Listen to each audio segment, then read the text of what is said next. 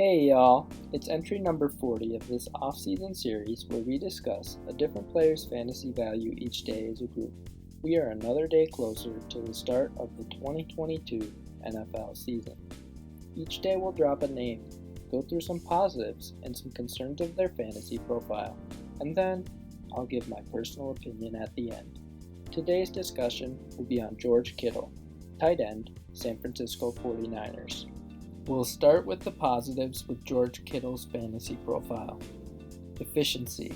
According to RotoWire, George Kittle averaged an insane 2.54 yards per route run during the 2021 season, which was the best mark among tight ends. According to Player Profiler, he also averaged 9.6 yards per target, the second best among tight ends, 2.12 yards per team passing attempt, second best among tight ends.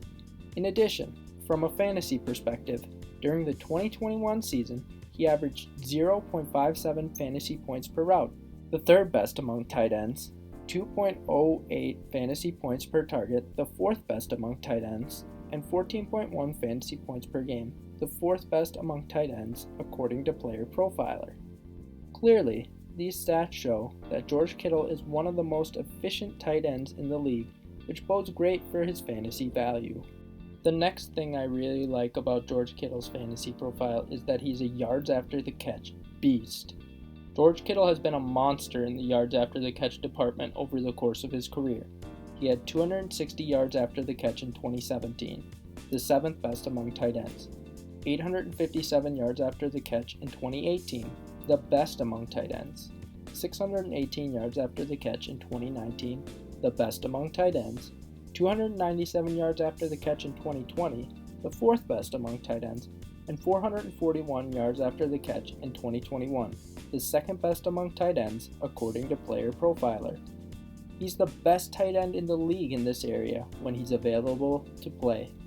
The third thing I really like about George Kittle's fantasy profile is his target share and overall volume.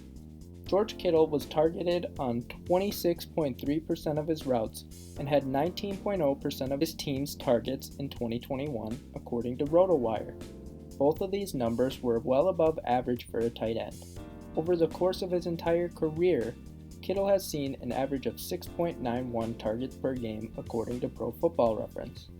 Not many tight ends see this kind of volume, which makes Kittle a more intriguing bet in your fantasy leagues. Moving on to some of the concerns with George Kittle's fantasy profile. To start, we have to talk about his injuries.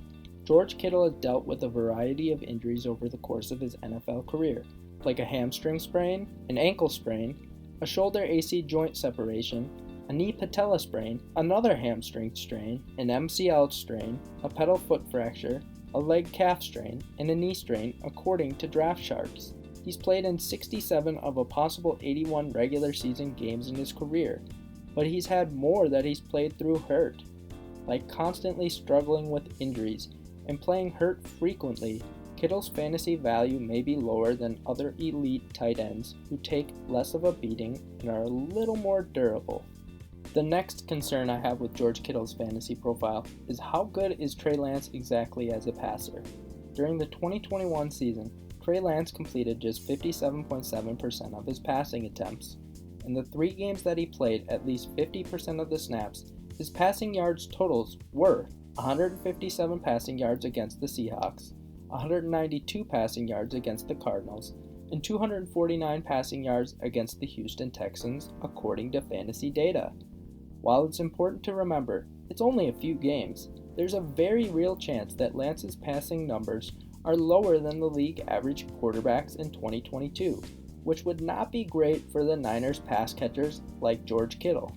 The last concern I have with George Kittle's fantasy profile is his lack of touchdowns.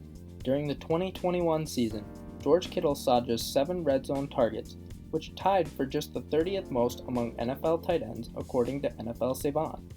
He has just 20 receiving touchdowns over the course of his 67 games, and has topped out at 6 receiving touchdowns in a single season according to Pro Football Reference. Kittle doesn't seem to have the touchdown upside you'd typically expect from an elite tight end, which dampens his fantasy ceiling slightly. Some additional thoughts on George Kittle's fantasy profile. During the 2021 season, George Kittle finished as the TE4 in Standard with 127.0 total fantasy points and 9.1 fantasy points per game. The TE4 in half PPR formats with 162.5 total fantasy points and 11.6 fantasy points per game, and the TE4 in full PPR formats with 198.0 total fantasy points and 14.1 fantasy points per game, according to Fantasy Pros. During the 2021 season, in half PPR formats, George Kittle had 5 out of 14 games with 0 to 5 fantasy points, 2 out of 14 games with 5 to 10 fantasy points, 4 out of 14 games with 10 to 15 fantasy points, 1 out of 14 games with 15 to 20 fantasy points, 0 out of 14 games with 20 to 25 fantasy points, and 2 out of 14 games with over 25 fantasy points, according to Fantasy Data. San Francisco 49ers head coach Kyle Shanahan has done a pretty good job of utilizing and getting production out of his tight ends over the course of his career. Personal opinion: George Kittle is currently going off the board as TE5, about pick 53 overall on ESPN, and TE4, about pick 46 overall on Yahoo. He's a great target in this range of drafts, the late 4th round, early 5th round of 12-team leagues, since he's shown the upside of being a game-breaking fantasy tight end already and has a case for being the best tight end in the league when he's healthy. I plan on targeting the tight end position heavily in this range and will likely end up with a lot of shares of Kittle in 2022. For each of these entries, we will highlight a charitable cause or organization. Kittle has built a strong relationship with the Tragedy Assistance Program for Survivors after being first introduced to them after the 2018 Pro Bowl. Here's a link to that organization below. And that's it for today's entry. If you enjoyed this entry, be sure to like and subscribe.